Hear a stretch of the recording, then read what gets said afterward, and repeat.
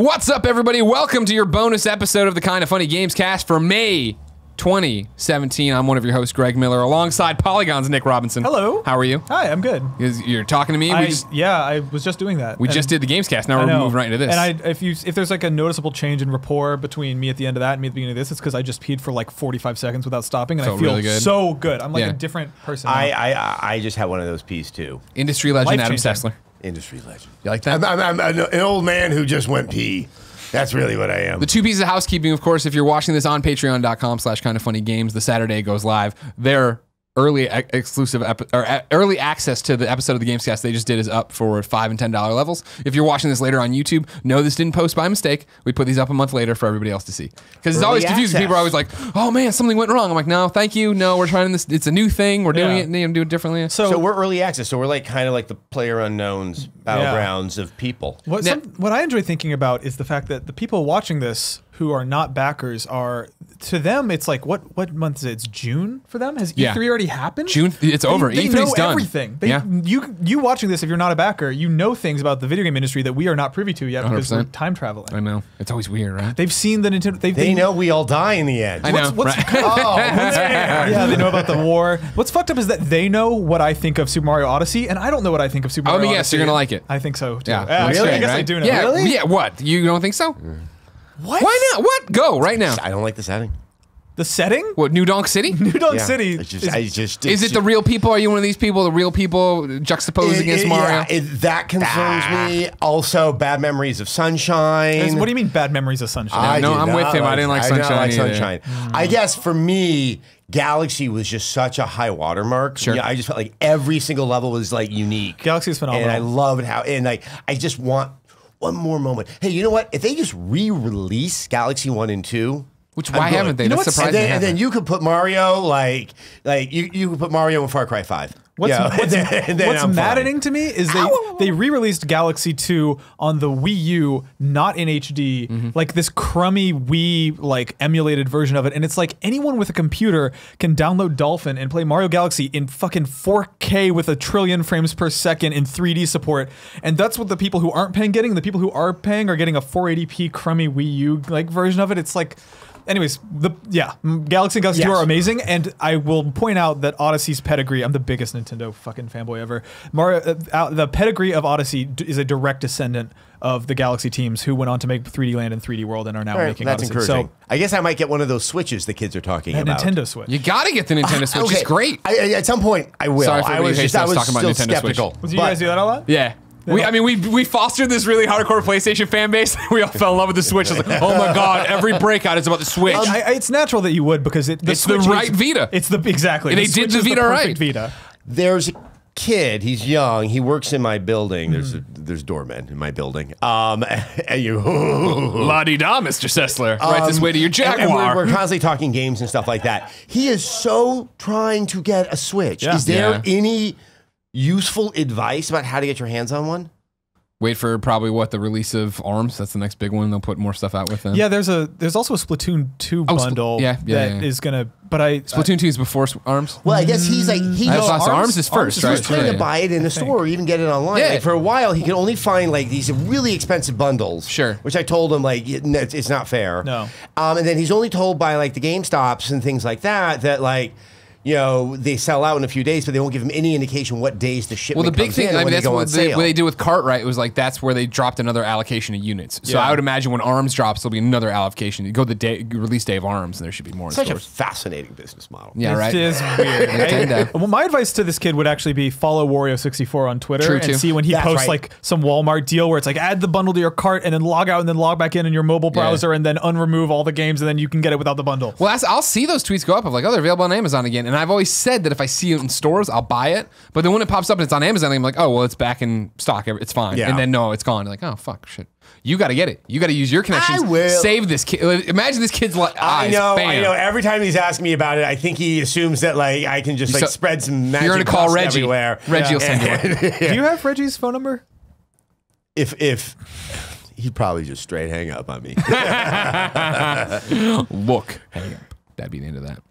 So welcome to a bonus episode. We just talking and hang out. Yeah, cool. But the jumping off point we had was we play games differently now. Unlike you, probably. What do you mean? Working at a .com. Tell them. No, because ever since I left, like, I don't have to play games. Right. I mean, in some instances, yes, I do because of the nature of my work, and I quietly work with game companies in certain capacities. But like, I'm still playing Nier. Damn. But doesn't that feel good? No, and it does. But it's like I don't feel the need to have to consume immediately just so I can get the knowledge in my head so I can freely talk about something. Yeah. Hey, I got to play through this in this weekend so I can review this so I can be clear to play this next week to then because every podcast I have to be able to say something different. And you know what? The big moment, probably about a year ago, I won't even say what game it was because I don't remember, but I was like, hey, I can just not fucking do this. I don't like this game. I'm not doing the side quest. I'm just going to play the story and I'm going to move on to another game. Yeah. And it was just this like, whoa, I have agency in my life and how I play games. You mentioned on the last episode that we recorded too that like you no longer feel the obligation to be up on everything. Yeah. The way that people who are actively in the press might feel like I have to touch every game a little bit. Yep. Is that freeing for you? Is that ultimately like a good I thing? think also because I can kind of play the games on my terms.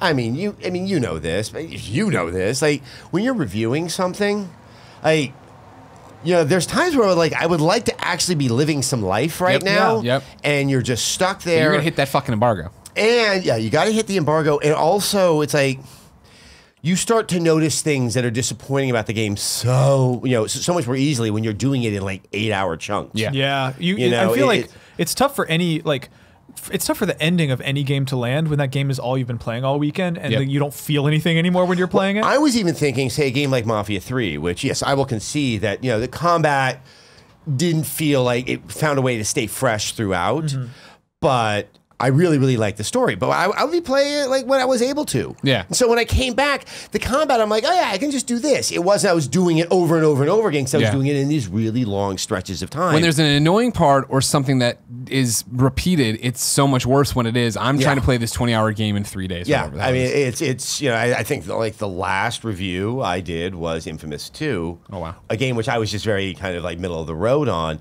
because I found that it really, for me, felt like it was getting very repetitive, and that it just there wasn't enough going on. And I just find it so interesting that like with that being kind of my my last review, now I'm like, hey, I probably would enjoy that game if I went back. You could play it over the course of like a month and a half. And that's when we broke away to do Kind of Funny. That was the interesting thing of like, okay, cool, like. Well, we're not reviewing games in a traditional sense anymore. So it is, let's play and talk about what we care about and fuck what we don't. And so the games I pop in and play, and I'm like, nope.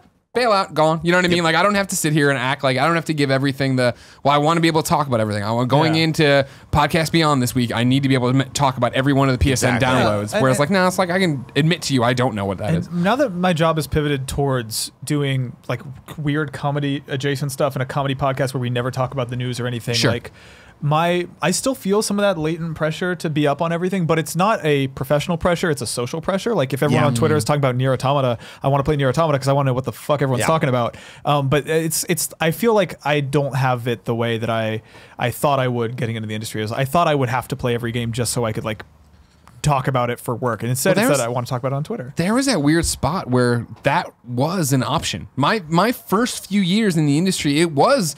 You literally could play everything anybody would talk about, and then Steam really took off, and then everybody took off with their stores, and suddenly it's to the point where like I still feel like I'm pretty well up on games, and like people were talking about like, what is that? What are you talking about? Stuff sneaks up on you too now. Like fucking Battlegrounds is an amazing example of a game that just came out of nowhere and took the world over. Yeah, there's a part of me that's just so happy I'm not in the press because of that very thing.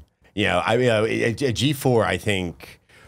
It was Minecraft. Like we were aware of it, and then like we kind of woke up one morning. We're like, oh my, something is very, very, very big, and we completely kind of missed it. I think because it was kind of like it was through the indie channel before there were really kind of more conventional indie channels, and it looked janky as hell. I remember being at IGN, and it was the same way. Charles was watching a Minecraft video where the guy burns his house down by accident, and we were all like, what is this?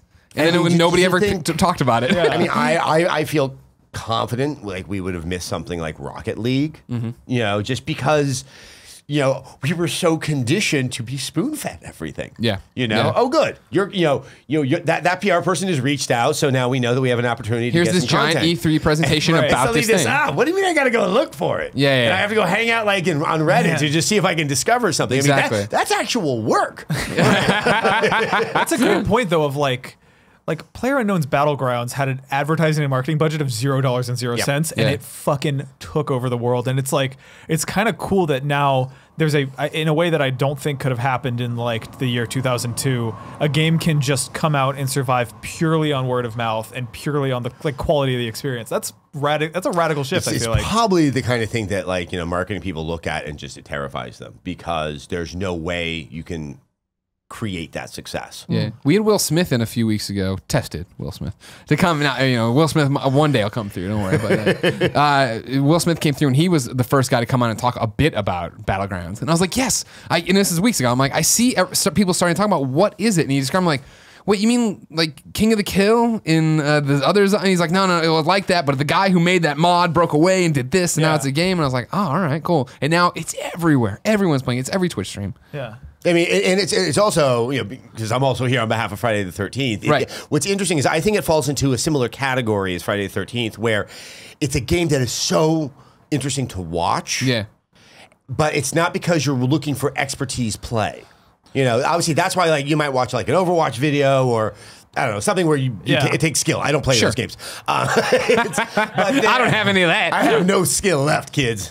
Enjoy your 40s. Enjoy your youth. But it's like you can tell what's going on because it's paced in a certain way. Yeah. And obviously in the case of Friday the 13th, it's they're still alive or they're not there anymore.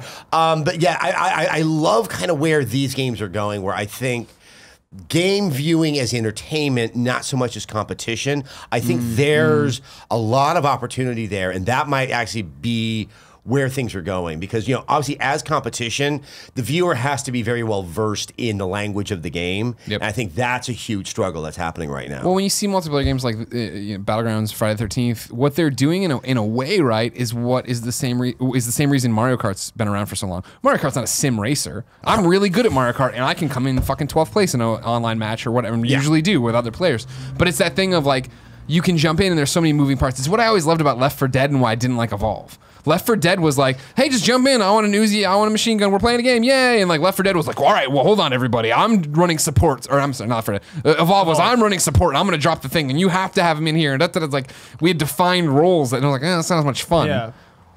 Well, it's also like herding cats. I think from a design perspective, I really, really like Evolve. But it requires talented players who know what they're doing working in concert. And that is not, that's a little bit more of a rare instance. Yeah. And that's also why I think probably Evolve was a game that demoed extraordinarily well. And then when you got out into the real world and you were playing with randos, it did not feel the same way when we were playing it like in a warehouse in the press event, I remember I think it was when the beta was out. I was jumping in and everyone was following the footprints. And I think in the beta they didn't have the VoIP yet, and I'm like, think about the physics here. You're never going to catch up if you do it this way. You're smaller. You're slower. No, I mean, it's also, I think it's the same problem Destiny's trying to fix with Destiny 2, right? The fact that like getting a raid together, getting your group together, go to it is so difficult to do in that instance. Now, I like what they're thinking. What they're trying to say. Will it actually happen? I mean, look, I don't even like to play a lot of co-op games because I'm a thoughtful guy. I'm like, I don't want to be your problem. Yep.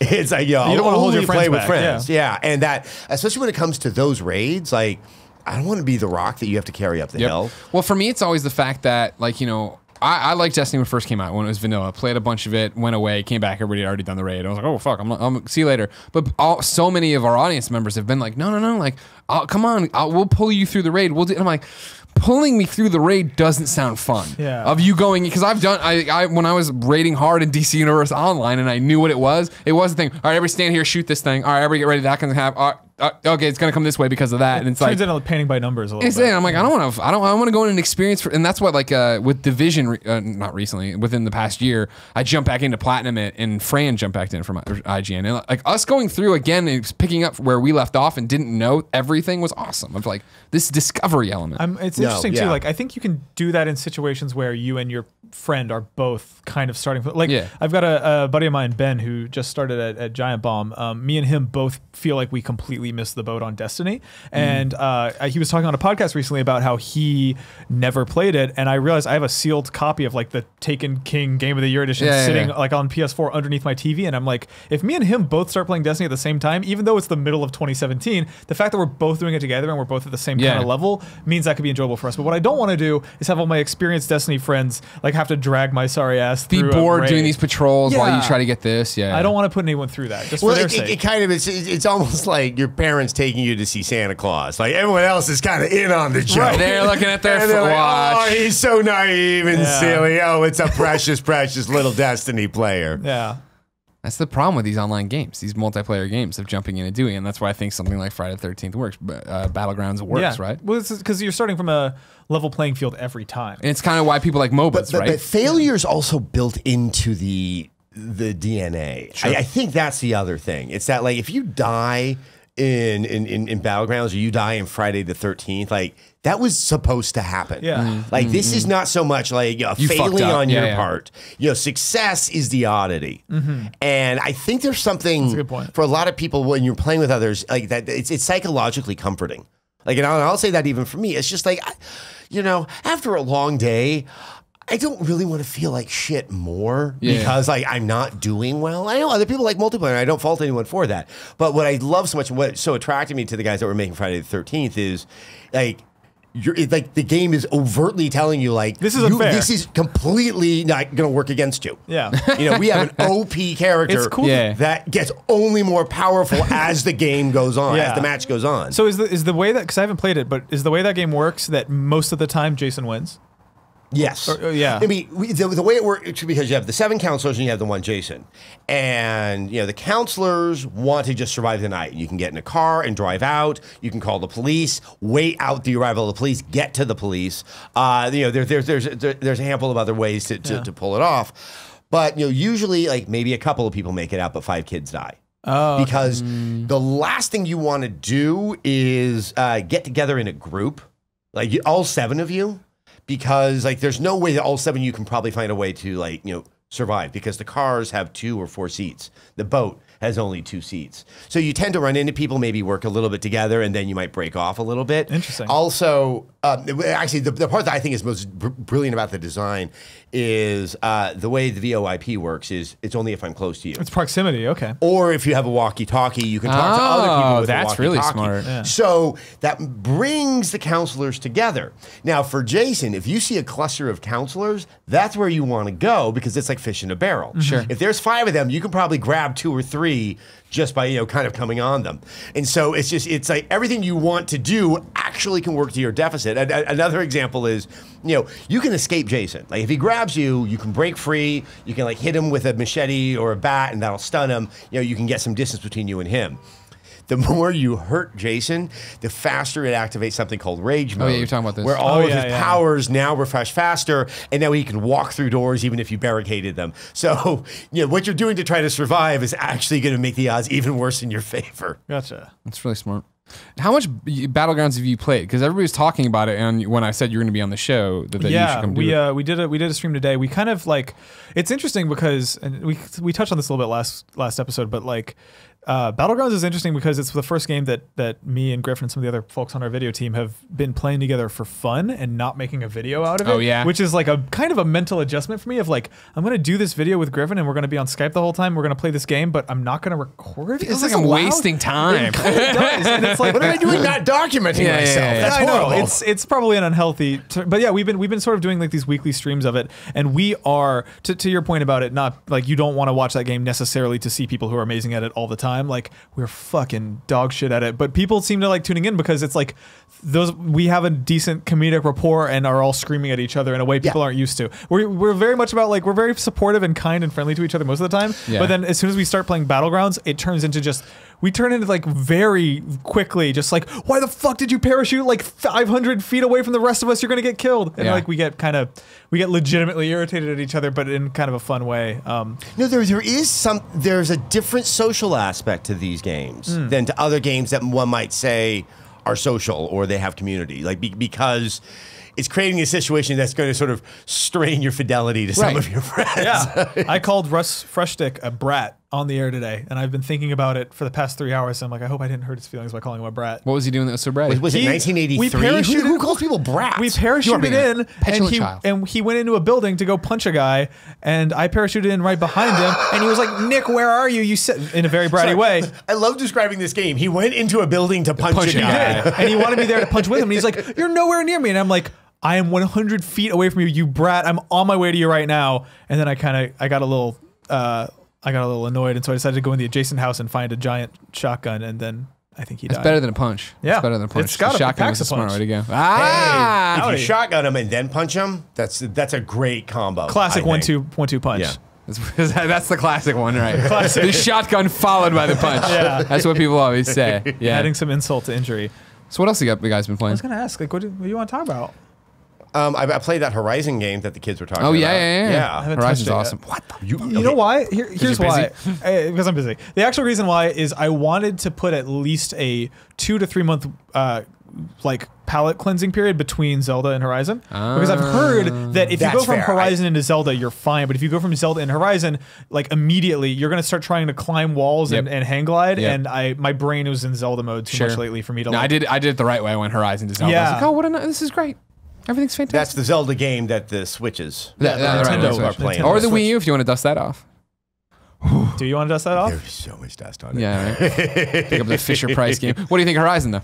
I was truly impressed. Yeah. I think the part that really stuck with me is, even though it is an open world game with a fair amount of side activities, the narrative held through. Yeah. Like the characters were so distinct that, you know, it's like, as it began, it really established, I'm like, I know who they are. And so even though I went off, you know, on the side and a bunch of stuff, and I came back, I'm like, oh yeah, you're that guy and you're that guy. It's a remarkable accomplishment. Yeah. I have this dream, because I know him as well, but the gentleman at the helm of Herman Holst, that, you know, they told Sony, hey, we'll do that Killzone game for launch, but then we want to do what we want to do. We're like, oh yeah, of course. And they're like, okay, what do you want to do? It's like, well, what we want to do is tribal apocalypse with robot machine dinosaurs, and you take them down with bows and arrows. And it's like, let's just see how far we can push this. And they're like, okay, you can do that. She was like, fine, make it happen. Damn it, they said okay to that. They said yes, but they're like, you have to give it like a really boring video game name just as like a compromise. And then that's what they did. I mean, you know, if we could have a year without colons. Year without colon. Year without colon, the Adam Sessler story. No, I was blown away too because I jumped in. I was like, I knew from E3, I knew the gameplay was good, right? Okay, but even jumping into that preview event and playing I was like, holy shit, this seems like it's gonna be really good. Get the final thing, play for a while, and then get distracted for like 5 hours. And when I came back, the story kept going, and every main story mission actually kept me like, holy shit, whoa, I've heard nothing but praise about the narrative stuff. And there's enough of a sense of mystery. I mean, I started to piece together what the story was in the broad strokes, but I wanted to know more of the particulars. What really happened? What is? And they're like picking up a lot of like, you know, the recordings from, you know, another time. Are there like good audio logs in there? Yeah. Actually, to be honest, I think the audio logs probably have the superior voice acting. Oh. And they're kind of painful sometimes. Yeah. Like emotionally. Also, like that first area when you first get your echo and you first start like, scanning, you're like, oh, Jesus Christ, what the fuck happened here? Can I ask, did y'all play on PS4 or PS4 Pro? PS4 Pro. Okay, so and it's like it's an experience worth having on a vanilla PS4. Oh, 100%. Okay, cool. Cool. That was another thing that was holding me back. Is like I'm getting into this point now where games are coming out like the Injustices of the world, where I'm like, am I holding myself back by playing this on a vanilla PS4? Is that okay? But you're saying this is not one of those situations. No, Tim has it on. Tim has a Pro. Tim played on Pro, and he was like, "Oh my god, it's great." But he played with me. I mean, I think it's beautiful playing on normal. Awesome. You know, I think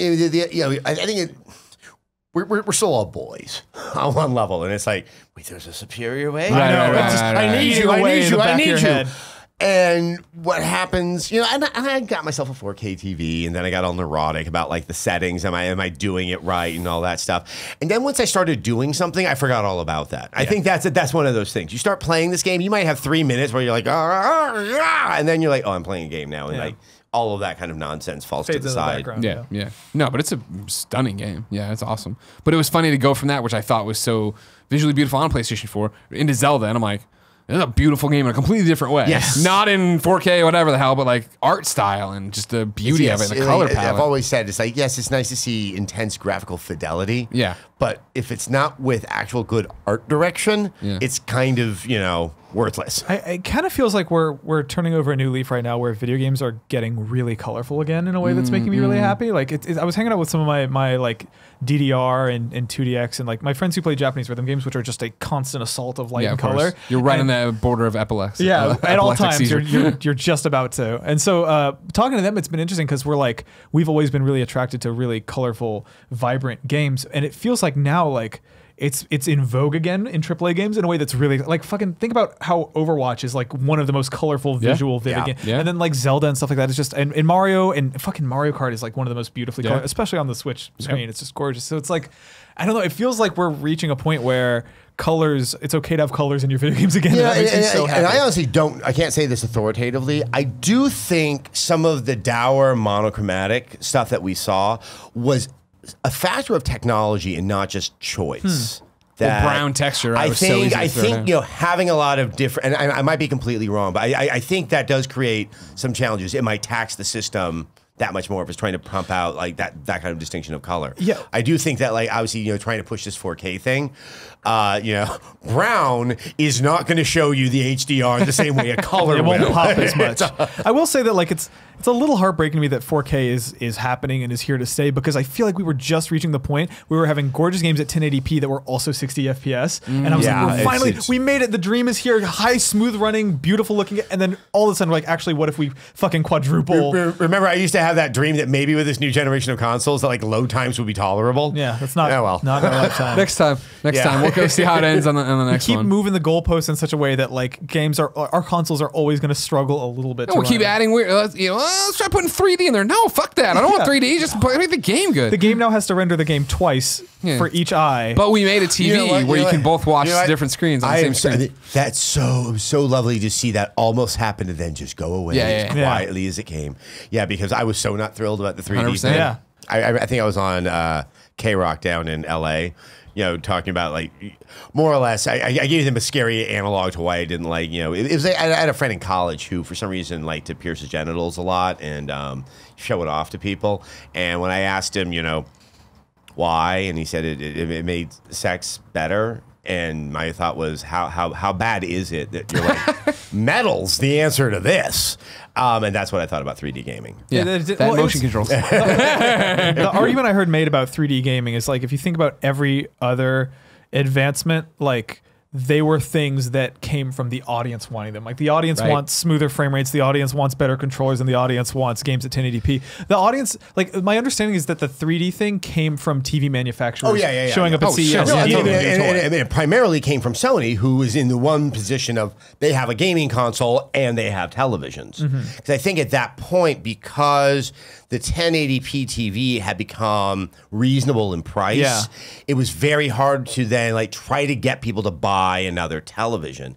And the only thing that was really available at that point was 3D. And so, it's, I was talking to somebody, I think EA had a 3D game. It was Crysis 2. Oh, yeah. It was 2, not 3.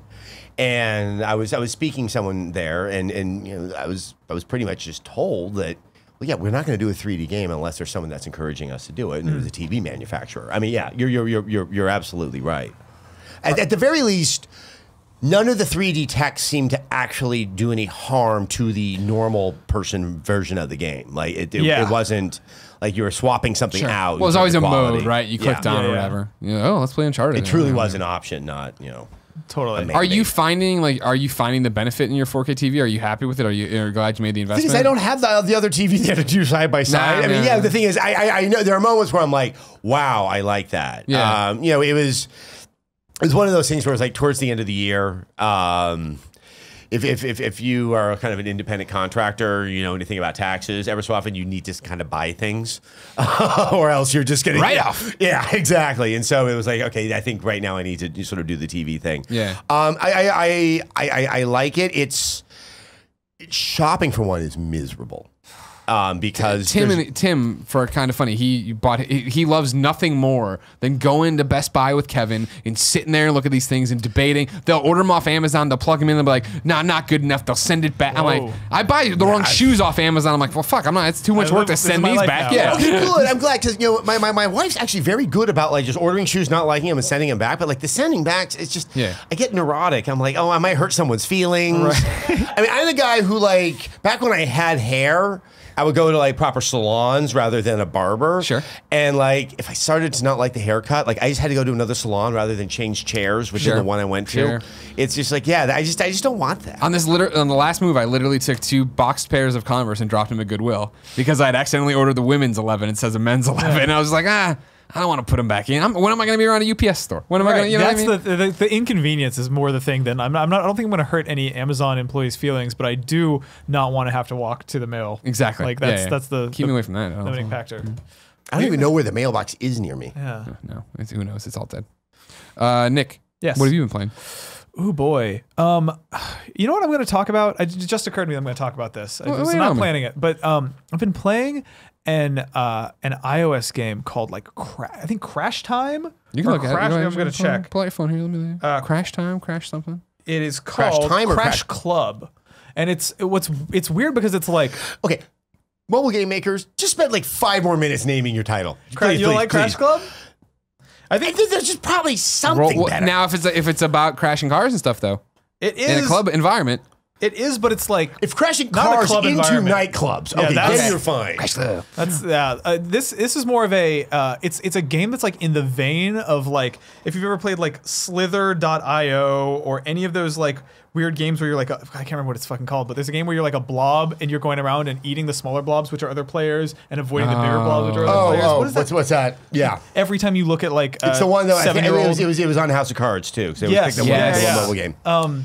This is like that, except for it's cars, and you're driving around this little town with destructible environments, and you're building up points by like crashing into gates and buildings and knocking down like towers and water towers and stuff. So it's like opposite Paperboy.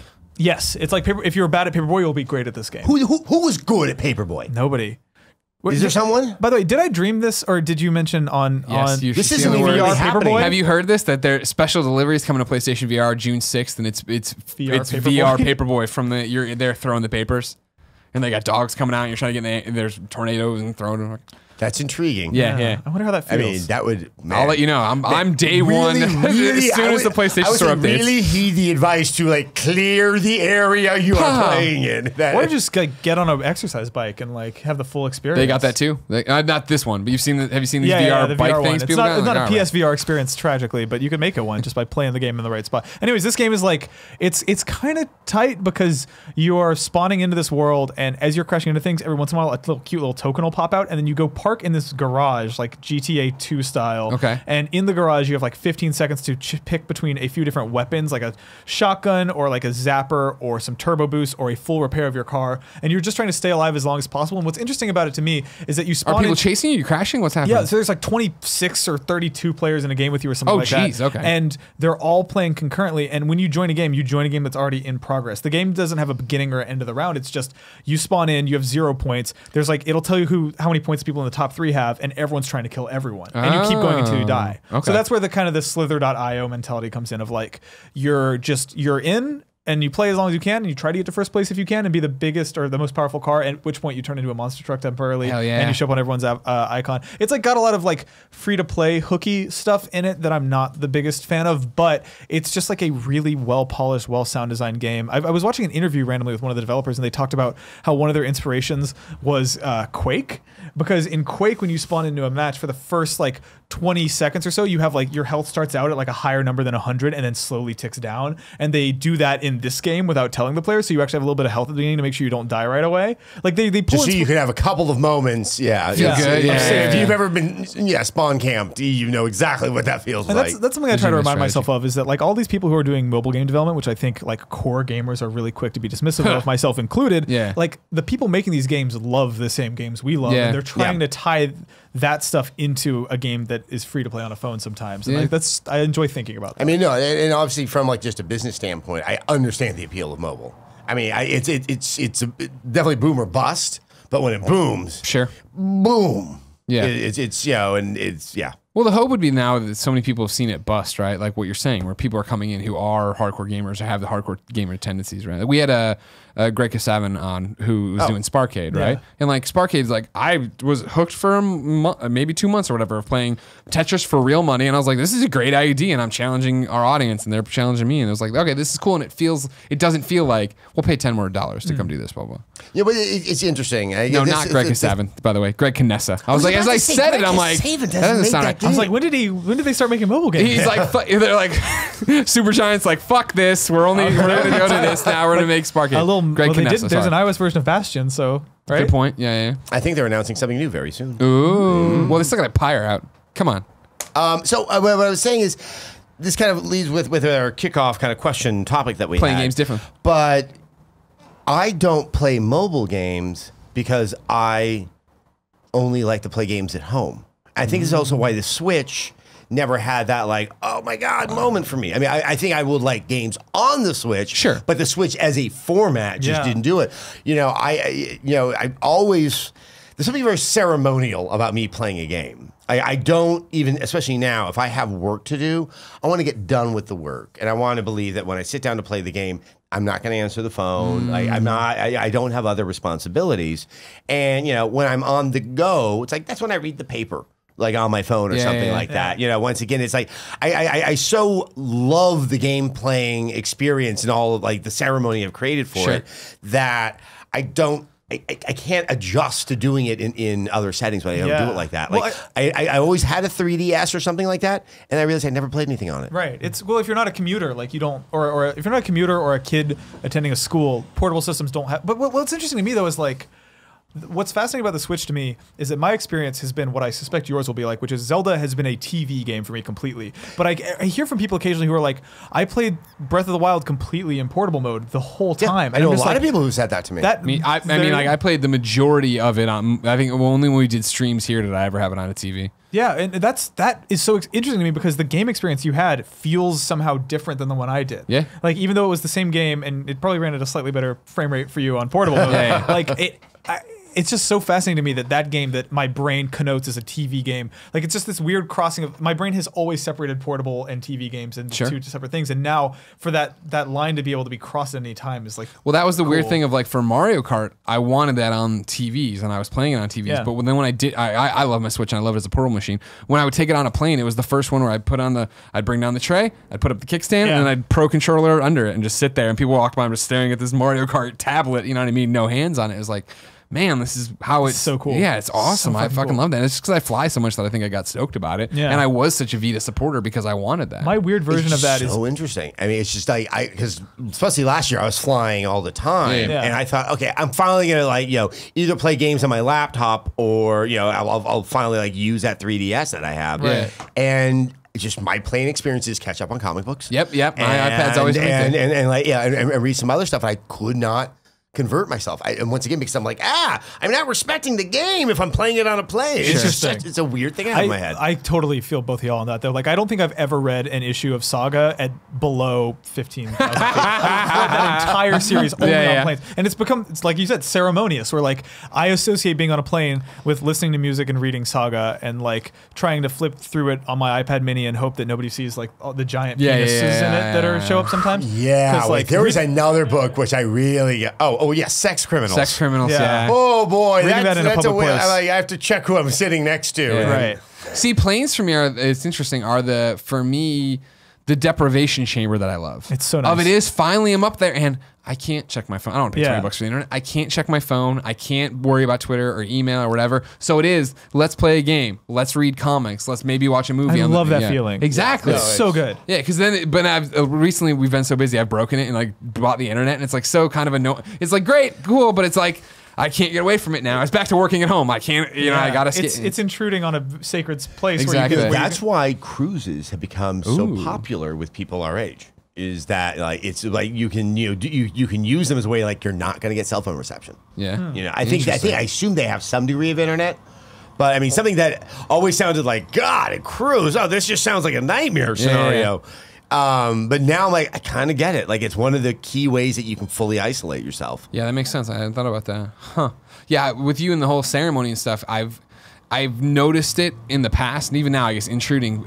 I'm playing Marvel Heroes Omega on PlayStation 4. Put some ungodly number of hours in on PC. Now I'm playing again on PS4. And if you haven't played it, you know, it's like Marvel Heroes Diablo, right? But of course, it doesn't look as good. And like, you know, there's a bunch of problems right now at launch or whatever. But it's fun and it's whatever. But I've noticed I'm getting annoyed that the loads are so short. Where I'll jump between and I'll grab the phone and I'll have Twitter almost up. I'm like, oh fuck, I'm playing the game again. All right, and I'm like, wait, what the fuck? And it's the same thing where like there was I remember. I know what you mean. When I was super into Walking Dead, like not because I fell out this second half of the season, but when I'd be watching it before, I'm like, Sunday, fuck yeah, I'm gonna make dinner, gonna watch Walking Dead. All right, and then I'd get there and it would go to commercial. And I'd be on the phone, and it would come back from commercial, and I'd still be like finishing. I'm like, wait, no, I've been waiting for all day for this fucking show. 2 nights ago, I was watching Better Call Saul, and I realized that I had like picked up my phone at one point. I'm watching it like I'm paying for it on Amazon, so there are no commercials. I look at my phone for a second, and then I look up, and I'm like, fuck, I missed the past 5 minutes. I missed an entire scene and a half of this show because I was like fully in my phone, and I just had to rewind it and watch it again. And I'm like, man, the fucking my attention span has been demolished. I think also, I don't know if this is true for you too, that the rate of actual news, like world news, is coming. That it's like that is. I've been doing the exact same thing because it's like, has something happened? Has something happened? Has something happened? I don't think I was behaving this way 2 years ago. I really don't. But this exact same thing's happened to me. As someone who works from home, I now have habitually, and there's no way this is healthy, started when I get my lunch, which I usually like. There's a place in San Francisco that brings like food. They like deliver lunch and dinner, and I order from them like a trillion times a day. Which one? Meal Made. Okay. So it's all like basically like paleo and low carb shit. I'm like, oh my God, I don't have to cook for once. This is rules. But I've gotten this really bad habit of ordering from them, sitting down in my living room at lunchtime and turning on CNN and watching that. And I'm just like, that can't be great for my digestion of just watching CNN every fucking afternoon and getting the hottest updates on how horrible everything is. Yeah, like there's times where like I know I just have to just kind of do some rather rudimentary work. Yeah. So I'll just put like MSNBC on in the background. Just like some light devastation. Like, you're just saying the same thing over and over in 15-minute increments. Like here's the 15 minutes of news. But you're right. It's just it's not really FOMO. It's just like I wish I could miss out on this news. I don't know how to explain it, but I know. I mean, I have not met anyone. The only other people I meet are people who have like absolutely shut themselves out. Yeah, and they can see that they can only go so long before they actually couldn't pull that off. This is the same thing of coming off of last week at Judges Week, where it was like we would leave some video game event and get on the bus, and everyone would finally open their phone, like, "What the fuck just happened?" That was one hell of a week. Yeah, I gotta say, they appointed who? Wow. You're like in this nice bubble of like some Sonic the Hedgehog cookies that we're like, and like meanwhile you get on your phone, it's like the entire world is imploding. Exactly. Yeah, it's like this. Jesus. Yeah, it's. And you know what? I think that is because when I'm playing a game, when I get to the loads, or it's like, oh look, this cutscene. I know what you're trying to do, but you're gonna take 3 extra minutes to try to tell me about it. Yeah, exactly. God, Oh, there's no solution. No, it isn't. Yeah. I've also this week I've been so tired after work that I've been trying to start games and then falling asleep during them. God, I started Night in the Woods at 12:30 a.m. the other day. I still haven't played. Literally fell asleep. Okay, on the couch. I think I'm gonna play this game, but I know that everything about this game will not make sense to me. You talking about Night in the Woods? Yeah, I mean, it sounds like that. You know, both the location. And that kind of experience that's based on is not like anything I was accustomed to growing up. Yeah. And that the age of the characters, I mean, you were alienating enough to me. You were a real turn off to me, kid. But it sounds like I might get some interesting insights. Yeah, one thing I read, which actually kind of intrigued me, is they wondered if people, someone actually aloud said if people my age might not even understand what's happening because the vernacular is so particular to a generation. I think you'd be okay. Based on the 10 minutes I played at, again, midnight, and I tipped over my couch and fell asleep accidentally. Not that, and that's no fault of the games. The game was really interesting, and I've played it at events before, and I love the writing in it. But it didn't seem like it's not like overly concerned with slang, and that's kind of what I love about it. Is like it's clearly, and this is so in this post Life is Strange world, it's really rare for me to find a game about young people, or in this case, young cats and animals, where the teens are written like people and not written like an old person writing a teenager. That's the part that actually had me interested, because they talk like actual human beings, just like real young people do, and that's amazing. So it's not, you're not going to be like burdened down trying to figure out like slang or anything like that. It's not that type of better game. go to that dictionary. What's that Urban Dictionary say about this? Oh, it's another one of those acronyms. Oh. Yeah, no acronyms so far in what I played of it. For me, it's when you're playing a game and I'm tired, and it's mainly text based. There's no VO or anything. Not that I need it, you know what I mean. But I started Chroma Squad, and I tweeted out the image of my team. I was super excited to get going. I jumped in, and it's word bubble into the tutorial battles. All right, and then I woke up and I was like, I had been out for like 3 minutes. I'm like, well, I got to turn this off and go to bed. I'm like, I'm too old right now and too tired after this week. I also, it's like, man, there's sometimes with certain games. I think I did this with Nier once. I think when I was finishing up my first playthrough, because I knew I was close to the end of the game, but it was pretty late by my old man standards. And like, I've been playing for a while, but I was going to keep going. And like this knot in my stomach like started up, and like I realized I was playing just compulsively. Yeah. Like it was past the point where I should be deriving satisfaction, and I was doing it just as almost a habitual repetitive motion. And it kind of creeped me out. Like I started to feel guilty. Even though I had no one to be, I mean, my wife was working, so she couldn't have cared less what I was doing. What you're doing, It was really strange. I think I remember like feeling that. Well, no, I never felt that before, because I could always excuse it as something I was doing for work. Yeah. And it really like kind of spooked me, and I kind of like I'm going to quietly go to bed. I've had those weird days lately where it is that like, oh man, I finally have a day off. I finally can do whatever I want. I'm going to sit and play Game X, Persona usually. Is my I'm big, going to sit there and I'm going to sink 16 hours in this one day. And granted, I'll get 5 hours in, but then it is like, I kind of feel like going and doing X, and I'm like, yeah, okay. Like, I'm not a slave to this. I don't need to stick to my stupid, I said 16 hours. But then I've been saying this for a couple weeks now. I feel so guilty when I play. I've started Prey. I'm playing the Marvel game. I'm doing this. I'm like, I see Persona. I see Persona on the right there on the PSN dash. I'm like, I'll be back to you one day, but right now I just got to try the things. We spent 35 hours together right now. I'll be back. Yeah, Persona is one where I started it. And I think a lot of people are experiencing this, where the idea of committing the amount of your life Persona 5 can take up to it is so daunting that I'm part of it. Also was that I saw on one of our YouTube videos, someone posted a Persona 5 spoiler that I read. And here's a little life hack I recommend. I saw this spoiler on like a Saturday afternoon when I was reading our YouTube comments, which is a horrible way to spend my time. It's a Saturday afternoon, and I read this spoiler for Persona 5, and I'm like, wait a minute, I think I can fix this. So I got super high and took a nap. And I was like, maybe I can fucking Eternal Sunshine. I'm gonna forget this out of my head. And you know what? I think it worked, because I don't really remember what the spoiler was. You just know there was a spoiler. There was a spoiler. Wow, so that's an interesting technique. That's a life hack, yeah. Life hack. Yeah, I mean, kind of. I haven't played Persona 5. In all likelihood, I will not play Persona 5. I read about Persona 5, and I'm like, oh no, Daddy, don't think you can't do this. Yeah, you have a nice little life there, little Persona 5. Quick side note: this is where the Persona 5 and Switch would be fucking awesome. That's all I can think about. If I could play that game in bed, I would be done with it by now. Ceremony. But there have been so many open world games. Yeah. And I think this is one of the things that Horizon did do quite well that I'm not seeing necessarily happen in other games. And I mentioned it before, but it's kind of like the 52 pickup theory, where like suddenly like that world opens up and it's like, oh God, whoa. And like, I can't tell you how many times like I've just really stepped away from a game and I can't even bring myself to go back to play it because the maps just go. Well, and it's also, there seems to be an issue I see of not teaching the player priorities. Like, the game knows better. The game knows what it is. The player does not. And it's like, should I just like do a lot of side quests before I do a main quest? Like those things, I think we've almost become too enamored of this play how you want. And I think, games really are supposed to give the illusion that you are playing how you want, but they've kind of abdicated a lot of that to just be like, we're just going to give you a lot and go have a good time. And like, huge bulk of content. I would like to have the ideal playing experience. And I do really believe in only but a few instances that people know what the ideal playing experience is. Like the game itself knows. What was the solution? And it doesn't nudge you.